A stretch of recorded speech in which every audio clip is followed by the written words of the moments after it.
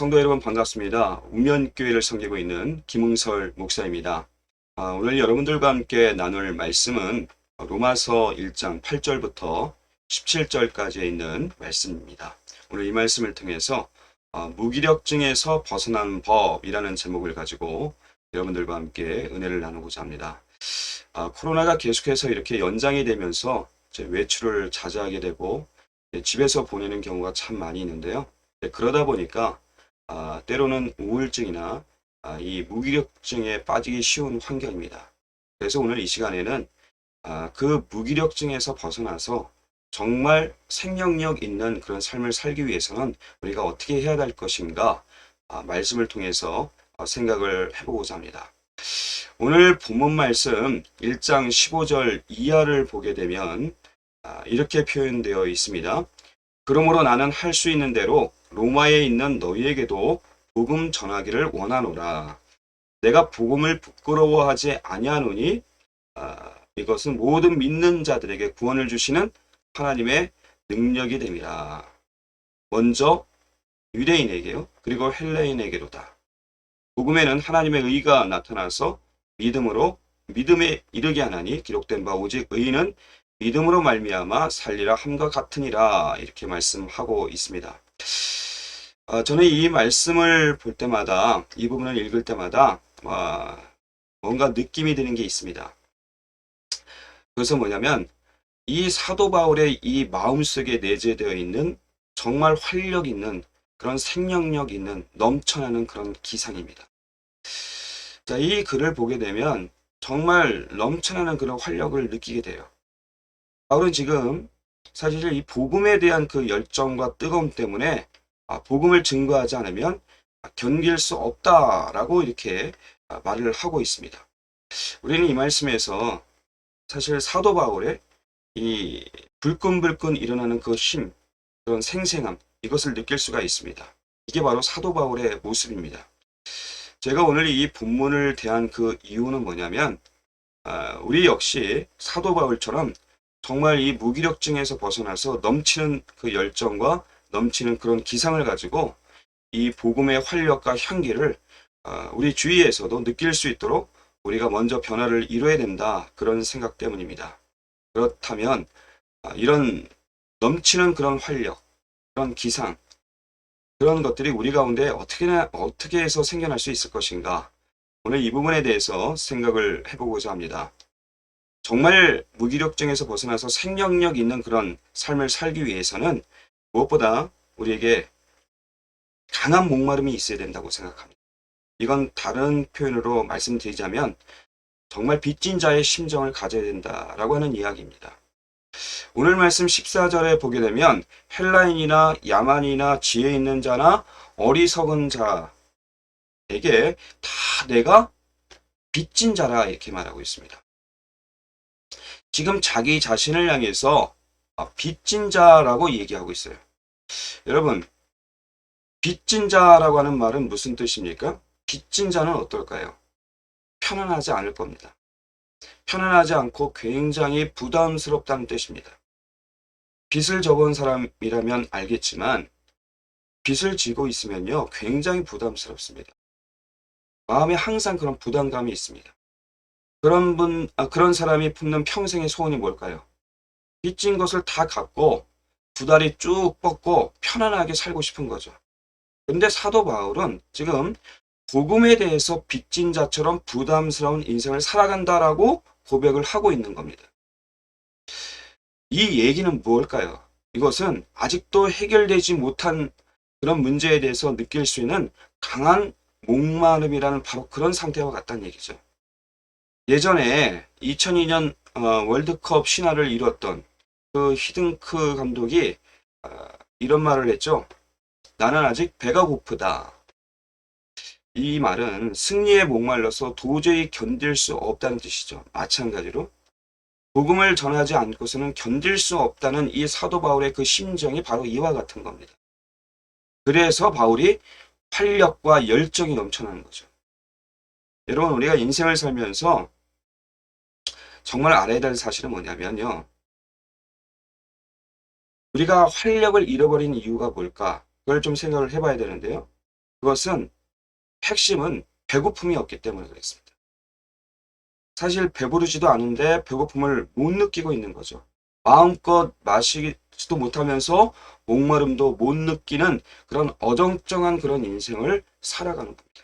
이와 관련해서 현대인들의 그 특징이 있습니다. 현대인들은 어떻습니까? 피곤해지는 거, 이거 굉장히 겁을 냅니다. 나이 든 사람도 그렇지만 젊은 사람도 마찬가지입니다. 어차피 일을 많이 할 수밖에 없는 그런 상황에 있으면서도 과도하게 일하는 거, 이것을 굉장히 두려워하고 겁을 냅니다. 피곤해지는 것 자체를 겁내는 거죠. 그래서 무리하는 것을 지나치게 두려워하면서도 한편으로는 또 어쩔 수 없이 또 무리하는 인생을 삽니다. 그러다 보니까 이 피곤해지는 것을 두려워하는 그런 악순환이 계속되는 거죠. 이런 문제와 관련해서 우리가 해결해야 될 가장 중요한 그 성경적 원리가 뭐냐? 그것은 피곤함의 극한까지 가야만 완벽한 회복과 완벽한 휴식을 누릴 수 있다는 사실입니다. 그런데 완벽하게 피곤하지 않으려 하다 보니까 진짜 중요한 그 회복의 그 능력이 뭔지를 잘 모른다라고 하는 거죠. 예컨대 제가 운동을 좋아하는데요. 요즘은 제가 좀 탁구 운동을 하는데요. 운동이나 일을 많이 하면 몹시 피곤합니다. 그런데 그러다 보니까 또 단잠에 빠지는 그런 꿀맛 같은 것을 느낄 수 있게 돼요. 제가 무슨 말씀 드리려고 하냐면 깊은 잠과 깊은 휴식과 깊은 회복을 어떻게 느낄 수 있느냐? 그건 깊은 피로가 있기 때문에 가능하다, 그런 얘기입니다. 때문에 우리는 피곤함을 무릅쓰고 뭔가 열심히 뛸 줄 알아야 됩니다. 많은 사람들이 피곤해지는 것을 두려워합니다. 일도 열심히 하지 않으려고 하고 운동도 열심히 하지 않고 그냥 적당히 현실에 안주하다가 피곤하지 않아서 다행이다, 이렇게 말을 하죠. 예를 들어서 집에서 쉬는 날이 있으면 이렇게 쉬는 날 집에서 빈둥빈둥 들어 누워 있어요. 그러면 피곤이 가십니까? 그렇지 않습니다. 정작 밤에 잠을 못 자요. 밤 2시나 3시가 지나서 잠에 들지만 자도 잔 것 같지 않고 일어나도 깬 것 같지 않고 항상 비몽사몽 가운데 있는 거예요. 낮에는 밤이 그립고 밤에는 또 낮이 그리운 그런 인생을 사는 거죠. 이렇게 사는 이유가 뭘까? 그것은 충분한 목마름, 충분한 배고픔이 없기 때문에 그렇습니다. 그러니까 영적인 목마름이나 배고픔이 있는 사람은 피곤한 것을 두려워할 이유가 전혀 없어요. 때문에 여러분, 자신의 힘을 피곤할 정도로 열심히 쓰는 것을 아까워하지 마십시오. 하나님께서 우리에게 주신 사명과 능력이 있으면 그 자리에서 전부 다 쏟아 부어야 됩니다. 그건 신앙생활의 영역뿐만 아니라 우리의 삶의 영역에서도 마찬가지입니다. 우리에게 능력이 있으면, 사명이 있으면 최선을 다해서 정말 전부 다 힘을 다 쏟아부어야 됩니다. 그러면 그때부터 능력의 역사가 나타나게 되는 것이고 오히려 새 힘을 공급받게 되는 거죠. 저는 이 사도 바울의 강점이 바로 여기 있다고 생각합니다. 그는 항상 이 내면 속에 이 복음에 대해서 빚진 자라고 하는 일종의 목마름이 있었습니다. 그래서 다음에 더 이상 나올 곳도 없는 것처럼 있는 것을 전부 다 쏟아부었어요. 그리고 또 재충전하는 거죠. 채워주시는 하나님의 능력이 있게 되는 거죠. 이것이 이 사도 바울이 무력증에서 벗어나서 정말 생명력 있는, 활기 있는 그런 삶을 살 수 있는 원천입니다. 우리는 오늘 로마서 1장에서 이런 열정을 좀 배워야 된다고 생각합니다. 요즘에 충전용 배터리를 그럼 많이 쓰는데요. 충전용 배터리를 잘 쓰는 방법은 뭐냐? 가능한 한 완전히 다 사용한 다음에 다시 충전하는 겁니다. 아무리 좋은 배터리라 할지라도 최소한 일주일에 한 번씩은 완전히 방전을 해서 또 완전히 충전을 해야 변함없는 성능으로 오래 쓸 수가 있는 거죠. 배터리도 이러한데 하물며 우리 인간이 말할 수도 없는. 그렇다면 우리는 어떻게 살아가야 될 것인가? 무엇이든 찔끔찔끔 하는 둥 마는 둥 해서는 안 됩니다. 완전히 방전시킬 때 완전한 충전이 가능하다는 거죠. 삶도 마찬가지입니다. 능력의 역사도 마찬가지라고 생각합니다. 완전 방전을 못 시킨 사람은요, 그 기쁨을 잘 몰라요. 꼭 기억해야 됩니다. 성경에서 보는 이 사도 바울은 완전한 그런 완전 방전한 그 인생을 살았습니다. 그래서 그런 또 완전 충전 가능한 그런 인생이 될 수 있었다. 그런 얘기죠. 우리도 그런 인생을 살아야 됩니다. 요한계시록 2장 10절 끝부분을 보면 이런 말씀 나옵니다. 내가 죽도록 충성하라. 그리하면 내가 생명의 면류관을 내게 주리라. 자, 여기서도 보게 되면 죽도록 충성하라 라고 하는 말이 있는데 이게 무슨 뜻일까요? 이게 바로 완전 방전하는 그 인생을 살라는 얘기입니다. 그러면 거기에서부터 하나님께서 채워주시는 그 은혜를 누릴 수 있게 되는 것이고 다시 한번 싱싱함을 얻을 수 있게 된다. 그런 얘기입니다. 그러니까 우리가 정말 몸을 움직여서 무기력할 때 몸을 움직여서 최선을 다해서 완전 방전하는 그런 인생을 사는 것. 굉장히 중요한 거예요. 출애굽기 20장 9절에 나오는 그 안식일에 관한 말씀이 있는데 거기에도 보면 이런 말씀이 있습니다. 엿새 동안은 힘써 내 모든 일을 행할 것이나 그랬죠. 힘써. 이게 무슨 말씀입니다. 같은 맥락입니다. 엿새 동안은 완전히 방전하는 그 인생을 살아야 된다라고 하는 거죠. 그래야 비로소 안식일에 충전하는 인생이 될 수 있다라고 하는 겁니다. 때문에 안식일은 뭐 무조건 쉬라는 그런 메시지가 아니에요. 그게 포인트가 아니고 사실은 엿새 동안에 열심히 일하라는 메시지가 더 큰 포인트예요. 즉 그렇게 열심히 일하고 난 다음에 비로소 회복이 있게 되고 쉼이 있다는 사실을 가르쳐주는 말씀이에요. 지금도 악한 사탄은 계속해서 우리에게 속삭입니다. 피곤은 건강에 위험한 거야. 그냥 그렇게 대충대충 살면 되는 거야. 그렇게 열심히 뛰기만 하면 안 돼. 힘을 적당히 남겨둬야 돼. 근데 그런 메시지는요, 사실 악한 요소를 담고 있습니다. 하나님께서 우리에게 주신 것들을 매 순간마다 완전히 방전시킬 줄 아는, 즉 배고픔을 가지고 다 쏟아부을 줄 아는 그런 믿음의 사람이 되시기 바랍니다. 그러면 우리 속에 다시 한번 넘쳐나는 그 기상이 생깁니다. 활력을 얻을 수 있다는 얘기죠. 자, 두 번째, 우리가 무기력증에서 벗어나서 정말 활력 있는 그런 인생을 살기 위해서는 하나님만 바라볼 때 넘치는 활력이 생깁니다. 바라봄의 문제입니다. 이게 무슨 얘기냐면 하늘의 가치와 연결된 그 인생이 되어야 된다는 겁니다. 오늘 말씀 1장 16절, 17절 말씀을 한번 보게 되면요. 거기서 분명히 말하고 있죠. 내가 복음을 부끄러워하지 않으니 이 복음은 모든 믿는 자에게 구원을 주시는 하나님의 능력이 됨이라. 먼저는 유대인에게요 그리고 헬라인에게로다.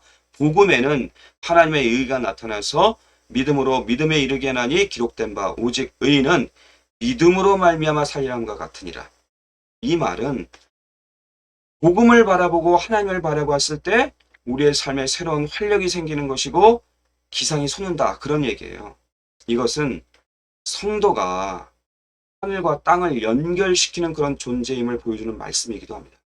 여러분, 자 그런데 성도가 주님을 바라보고 복음을 바라본다는 게 이게 무슨 뜻일까요? 그것은 비록 몸은 땅에 살고 있지만 하늘의 능력으로 하늘과 연결된 그런 인생을 사는 것을 의미합니다.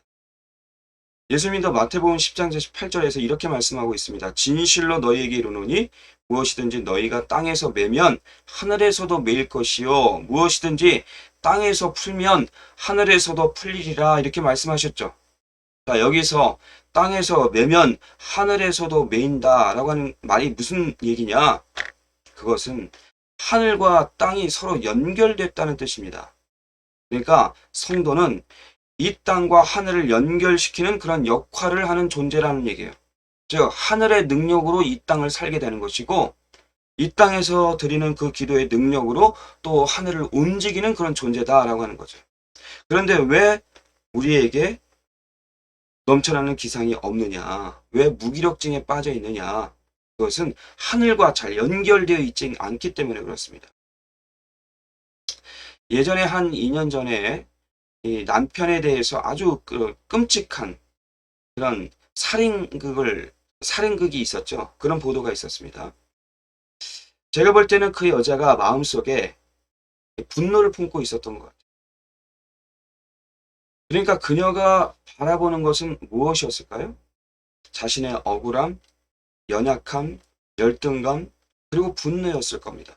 그것을 계속해서 가슴에 품어 키워온 거죠. 그러니 나중에는 어떻게 인간이 저럴 수 있을까 하는 모습으로 변화된 거예요. 그런 면에서 역시 마찬가지로 무엇을 바라보느냐가 굉장히 중요합니다. 예수님을 믿는다는 것은 그게 무슨 얘기냐면 복음을 바라보고 하나님을 바라보고 하늘의 능력을 바라본다는 의미예요. 예수님을 믿는다는 것은. 그렇게 되면 넘치는 활력, 기상, 생명력 이런 것이 생겨요. 그런데 반면에 분노를 바라보고 미움을 바라보고 섭섭한 마음을 바라보고 아쉬움을 바라보고 열등감을 바라보면 그럼 내 안에서 자라는 것은 딱 그것뿐이에요. 결국은 사람이 그렇게 되면 아주 파괴적인 존재로 변화될 수밖에 없어요. 그러나 하늘과 연결된 그런 인생은 지금 땅의 환경과 별 관계가 없어요. 우리가 자주 읽는 성경 말씀이 있죠? 시편 23편 그 핵심 구절이 무엇입니까? 여호와는 나의 목자시니 내가 부족함이 없으리로다. 자, 이 말씀 잘 보면 엄밀히 말하면 이것이 어떻게 인간이 할 소리인가라는 생각이 들어요. 인간이 어떻게 부족해요? 그런데 하나님을 바라보고 하나님과 교제를 나누게 되면 그때에 내 인생에 여호와가 나의 목자라는 확신이 생기는 겁니다. 즉 어떤 상황과 어떤 환경에 놓인다 할지라도 하늘의 그 능력이 내 삶에 임할 것이라고 하는 그 강한 확신이 있기 때문에 그렇기 때문에 부족함이 없다라고 말하는 거예요. 그래서 그 다음 구절에서 어때요? 미래에 대한 그 낙관을 고백하지 않습니까? 그가 나를 푸른 초장에 누일 것이고 쉴만한 물가로 분명히 인도할 것이다. 아주 긍정적이고 낙관적인 미래에 대한 그 고백을 하고 있습니다. 이 말씀은 미래에 대한 확신이에요. 하나님께서 분명 나를 좋은 곳으로 이끌 것이고 내 영혼을 소생시킬 것이고 하나님의 의를 위해서 나를 인도해 주실 것이다. 내가 사망의 음침한 골짜기라 다닌다 할지라도 해를 두려워하지 않을 이유는 얘기죠. 그것은 주님이 나를 들어주시기 때문에 시편 23편은 하늘과 연결된 인생의 고백입니다. 우리도 이런 고백할 수 있어야 된다고 생각합니다. 주님을 바라볼 때 그때만이 넘치는 기상, 그래서 그런 가운데에서도 어떤 것도 두려워하지 않는 그런 존재가 되는 겁니다. 찬양으로도 많이 부르는 이사야서 40장 31절 말씀에 보게 되면요. 이런 말씀이 있습니다. 오직 여호와를 앙망하는 자는 새 힘을 얻으리니 독수리의 날개치며 올라감 같을 것이요. 다른 박질 하여도 곤비치 아니할 것이고 걸어가도 피곤치 아니할 것이다. 결국 우리가 살면서 왜 우리에게 이런 힘이 없느냐? 그것은 바라봄의 문제입니다. 여호와를 바라보는 것, 여호와를 앙망하지 않기 때문에 그렇습니다. 여호와 하나님을 앙망하는 자는 넘치는 활력이 생깁니다. 독수리의 날개치며 올라감 같을 것이요 다른 박질하여도 곤비치 아니할 것이고 걸어가도 피곤치 아니할 것이다. 이게 주님을 바라볼 때 이런 능력이 임한다는 겁니다. 여러분 혹시 인생 가운데서 뭔가 이렇게 눌려있는 것들이 있습니까? 그렇다면 주님 바라보십시오. 그러면 넘치는 활력, 넘치는 기상 분명히 생깁니다. 늘 마음속에 섭섭함, 억울함, 분노 이런 것을 떨쳐버릴 수 있어요. 사도 바울이 소유한 넘치는 기상, 그건 다름 아닌 복음에서 비롯된 겁니다. 그래서 바울이 뭐라고 얘기했어요? 복음을 조금 더 부끄러워하지 않았다라고 얘기를 하고 있죠. 그러면서 이 복음이라고 하는 것은 모든 믿는 자에게 구원을 주시는 하나님의 능력이 된다라고 분명히 얘기하고 있죠. 그래서 바울은 부러울 게 없고요. 계속해서 하나님의 능력을 바라볼 수 있었던 겁니다. 대부분 그 여자들은 되게 보석을 참 좋아하는 것 같아요. 예컨대 그동안 뭐 은반지, 싸구려 은반지를 끼웠었어요. 그런데 사랑하는 남편으로부터 다이아몬드 반지를 선물 받았어요. 그런 여자가 있다고 한번 가정해 보세요. 그 여자는 더 이상 그 싸구려 은반지를 부러워하지 않을 겁니다. 다이아몬드 반지를 빼고서 은반지를 낄 사람이 어디 있겠습니까? 또 예컨대 처녀 때 남자친구가 뭐 100일 기념으로 5천 원짜리 은반지를 하나 사주었어요. 여자는 그 반지에 막 이니셜을 어, 새겨서 고이고이 간직하기도 합니다. 하지만 그게 젊었을 때 20살 때나 그게 좋은 것이지 50살 넘은 아줌마가 그런 것을 보았습니까? 그렇게 하는 걸 봤어요? 내가 나이 쉰에 고작 은반지냐라고 막 불평을 할 겁니다. 제가 하나의 예를 들었지만 중요한 것은 바로 이겁니다. 좋은 것을 바라보고 난 다음에는요, 정말 좋은 것을 바라보고 난 다음에는요, 어떤 현상이 나타나느냐? 그보다 못한 미천했던 그 옛 것이 잘 보이지 않는다는 겁니다. 그러니까 좋은 것을 바라봐야 됩니다. 좋은 것. 사도 바울의 모습이 무엇인 줄 알겠습니까? 다이아몬드 같은 그 복음의 그 영광스러운 것을 경험하다 보니까 세상의 것들이 정말 시시해 보이는 거예요. 시시해서 별로 마음에 끌리지 않는 거예요. 때문에 세상 것이 여전히 매력적이고 세상의 어떤 유혹의 도구로 다가온다면 복음이라고 하는 더 좋은 그 다이아몬드를 보아야 합니다. 이 복음의 영광을 본 사람은요, 나머지 것들은 아무 소용 없다라고 고백을 할 수밖에 없어요. 가장 중요한 것을 본 사람은요, 그의 능력 가운데 서게 되는 거죠. 자, 지금까지 우리가 이 무기력증에서 벗어나서 정말 활기 있는 생명력 있는 그런 삶을 살기 위해서 어떻게 해야 될 것인가에 대해서 중요한 성경적 원리 두 가지를 살펴보았습니다. 첫 번째는 우리에게 강한 목마름이 있어야 됩니다. 배고픔이 있어야 됩니다. 그리고 그 배고픔 가지고 그 강한 목마름 가지고 최선을 다해서 일을 하는 겁니다. 완전히 방전을 해야 그래야 비로소 완전히 충전될 수 있다라고 하는 거죠. 두 번째는 바라봄의 문제입니다. 정말 좋은 것을 바라봐야 됩니다. 특별히 복음이라고 하는 하나님이라고 하는 것을 좋은 것을 바라볼 줄 알게 되면 나머지 것들이 시시해 보여요. 그러니까 구애받지 않죠. 세상의 것들로 인해서.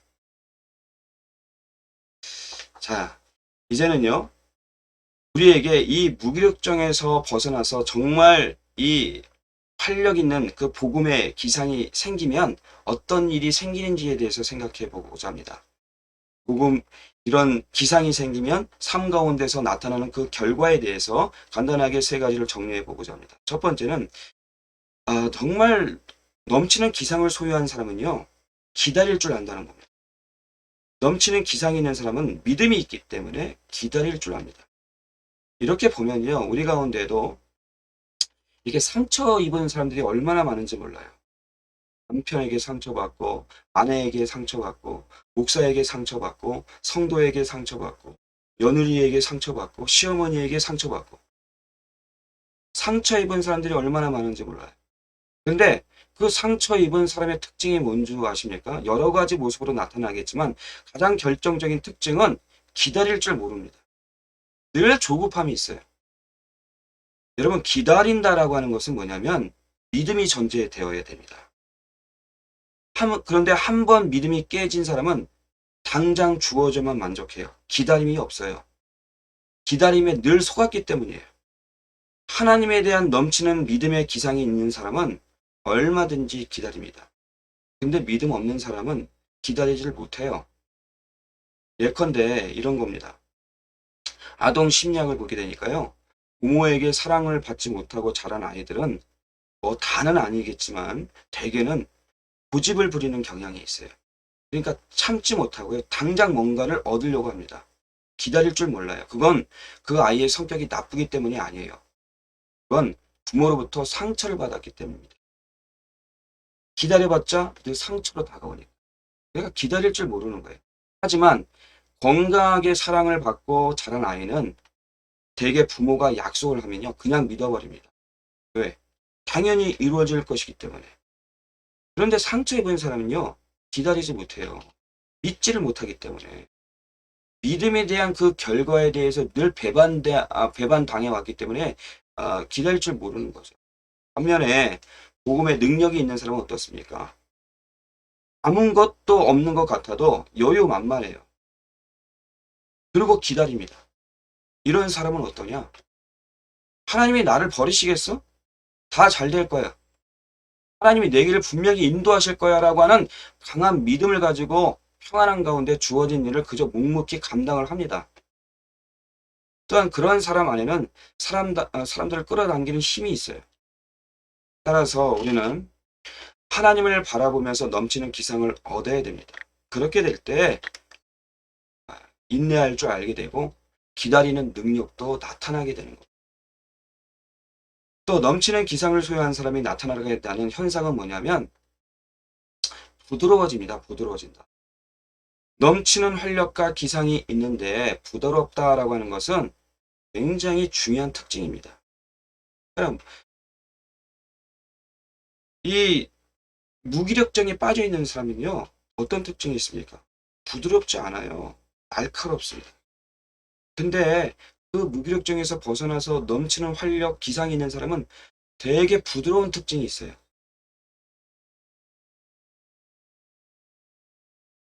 반면에 무조건 경직된 것은 죽은 것이나 다름없죠. 사람이 죽으면 어떻습니까? 뻣뻣해지죠.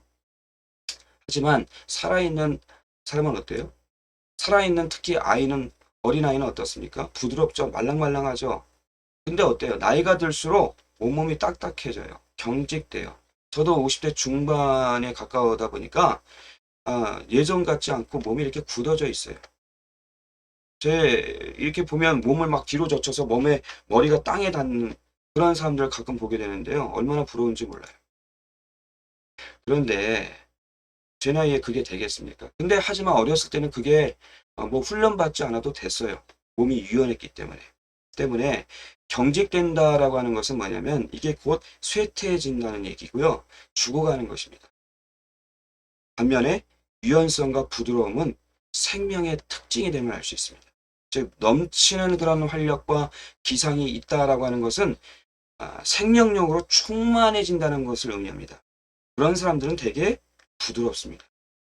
여러분, 은혜가 충만한 사람은요, 되게 부드럽습니다. 날카롭지가 않아요. 왜 그러냐? 자극에 대한 쿠션이 있기 때문에 그렇습니다. 자극에 대한 쿠션이 있기 때문에 뭐 기분 나쁜 소리 들어도 별로 이렇게 신경질적으로 쉽게 반응하지 않습니다. 그런데 뭔가 삶 속에서 상처가 있고 문제가 있는 그런 사람들은 경직돼 있어요. 굳어 있어요.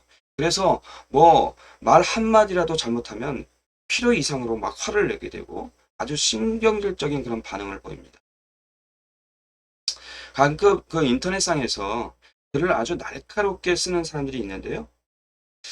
어, 그런 사람들이 다 정의롭다라고 이야기할 수는 없습니다. 왜냐하면 그것은 정의가 아니라 상처 입은 사람의 외침이고 신음인 경우도 상당 수준이 있기 때문에 그렇습니다.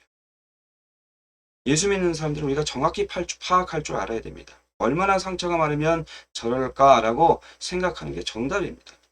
그래서 그것을 그냥 말로 받아들이면 안 되는 거죠. 가슴으로 이해해야 된다는 거죠. 새싹이 부드러운 이유가 뭔지 아십니까? 자라기 위해서요. 자라나기 위해서. 때문에 유연성 있는 사람은 부드럽기 때문에 날마다 성장하게 돼요. 생명의 역사가 있기 때문에. 반면에 경직된 사람은 성장이 없어요. 그래서 이거다라고 하나만 붙들면 그 사람은 그 자체가 죽음입니다. 고정관념이라는 게 있잖아요. 율법주의 특징이 뭔지 아십니까? 죽음과 경직됨입니다. 딱딱하니까 잘할 수가 없어요. 거기서 죽어버려요. 그래서 율법주의자들은 사고의 영역이 좁아요. 마음의 영역이 굳어져 있어요. 경직되어 있어요. 여유가 없어요. 그러다 보니까 늘 정죄하기 쉬워요. 우리가 사람을 바라볼 때도 마찬가지입니다. 이렇게 개념으로 묶어두지 마시기 바랍니다. 고정관념으로 묶어두지 마시기 바랍니다. 무슨 얘기냐면 사람이 사람에 대해서 개념으로 접근하는 것이 사실은 고정관념으로 접근하는 것이 제일 악한 거예요. 그것의 한 예를 들자면 제가 이렇게 만나다 보면 한국 남자들이 참 힘든 것을 느끼게 돼요. 우리 한국 남자들이 왜 이렇게 힘든 줄 아십니까? 왜 이렇게 힘들게 사는 줄 아십니까? 어려서부터 이런 말을 들었기 때문입니다. 남자는 일해야 된다. 남자는 이러이러해야 된다. 저도 어렸을 때 이런 말을 많이 들었습니다. 예를 들어서 남자가 왜 울어? 그래서 별로 울지도 않았습니다. 남자는 울면 안 되는 줄 알았어요. 그러다 보니까 제가 볼 때도 정말 피도 눈물도 없고 가슴이 없는 그런 사람이 되고 마는 거죠. 그런데 남자가 울면 안 됩니까? 뭐 요즘은 제가 뭐 나이가 들어서 이렇게 부드러워졌는지 몰라도요. 때로는 이렇게 울기도 합니다. 사람 앞에서 이렇게 질질 짜는 그런 눈물 말고요. 뭐 예를 들어서 슬픈 영화를 봤을 때 눈물이 이렇게 나온다든가. 남자도 느낀 대로 울어야 돼요. 그런 다음에 또 무슨 액션 영화 같은 거 보고 나면 또 신나게 소리를 질러야 되죠. 그러니까 제가 무슨 말씀 드리려고 하냐면 감정이 있어야 된다는 거예요. 감정이. 제가 그렇게 말하면 안 돼. 남자는 무서워하면 안 돼. 라고 하는 이게 전부 다 이게 개념입니다. 고정관념화된 개념. 그런 개념의 틀로 묶게 되면 사람도 썩은 국화빵처럼 그렇게 이렇게 기계가 되어버리는 겁니다. 여러분, 인간이 된다는 것은 무엇입니까? 인간은 장점도 가지고 있지만 약점도 가지고 있습니다. 그래서 자신의 약점을 표현할 수도 있고 상대의 약점을 받아들이게 됩니다. 그런데 자신의 약점을 억지로 표현하지 않는 사람도 있는데 대개 그런 분들은 우리 한국의 어머니들이 많습니다. 항상 자식 앞에서 또 우리 아버지도 마찬가지죠. 항상 자식 앞에서 강한 모습을 보여준 거죠. 강한 척한 거죠. 그런 분들은 오랜 시간을 교제해도 강한 사람으로 오해될 수밖에 없어요. 사실 강하지도 않으면서. 그래서 소위 무슨 도사 스타일처럼 행동도 점잖아 보여요. 근데 예수 믿는 사람들은 빛이 달라요. 예컨대 뭐 맛있는 음식이 나오면 침이 꼴깍꼴깍 넘어가죠. 그러는 사람은 도사가 아니죠. 도사는 그러면 안 되는 거죠. 도사는 여자 보기를 돌같이 하고 남자 보기를 바위같이 합니다. 맛있는 음식을 봐도 눈을 감고서 나는 10년을 굶었느니라 라고 말을 해야 되죠. 하지만 인간이 뭡니까? 인간은 느끼는 존재예요. 강력한 눈빛이 있고 강력한 욕구가 있어야 됩니다. 느끼는 것을 나눌 줄 알고 기뻐할 줄 알고 슬퍼할 줄 아는 게 바로 인간입니다. 하나님께서 우리에게 그런 욕구를 주셨는데 그런 욕구에 반응을 해야 그게 인간 아니겠어요? 하나님도 그걸 원하시는 것이지 무슨 도사가 되길 원하는 게 아니에요. 다만 우리가 성령님을 따라서 절제하고 법을 지키면서 하나님의 은혜 안에서 누릴 뿐이죠. 그게 곧 신앙입니다. 그게 곧 생명입니다. 생명은 바로 그런 겁니다. 생명이라고 하는 것은 뭐냐면 반응할 줄 아는 겁니다. 어린아이가 엄마를 보고 웃어야 좋은 거 아니겠습니까? 반응하는 거예요. 남자가 제일 좋아하는 여자가 어떤 여자인 줄 아십니까? 반응하는 여자입니다. 썰렁한 개그를 해도 이렇게 잘 웃어주는 여자, 반응하는 여자.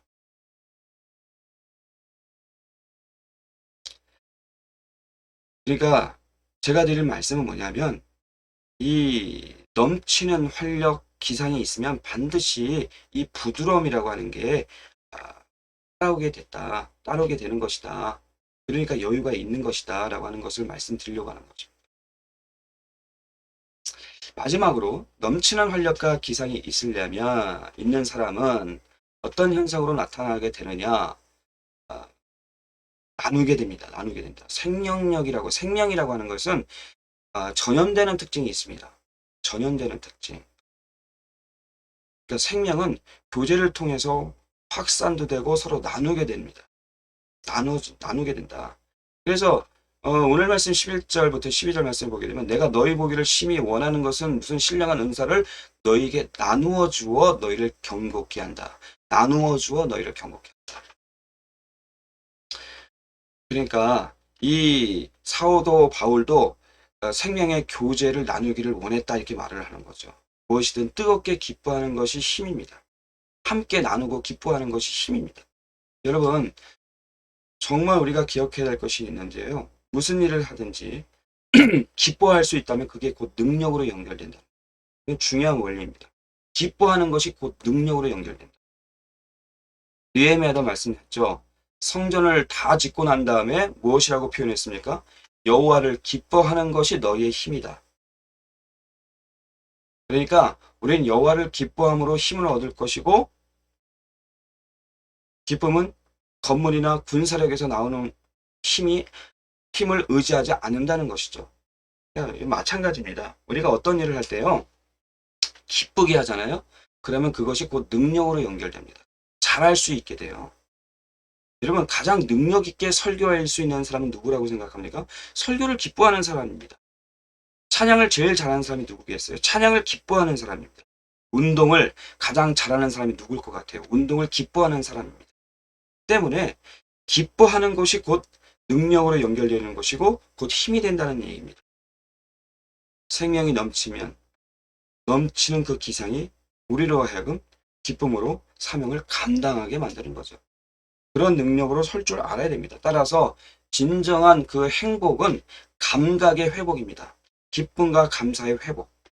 우리의 감각 그 기관 가운데서 보는 것과 듣는 것이 있지 않습니까?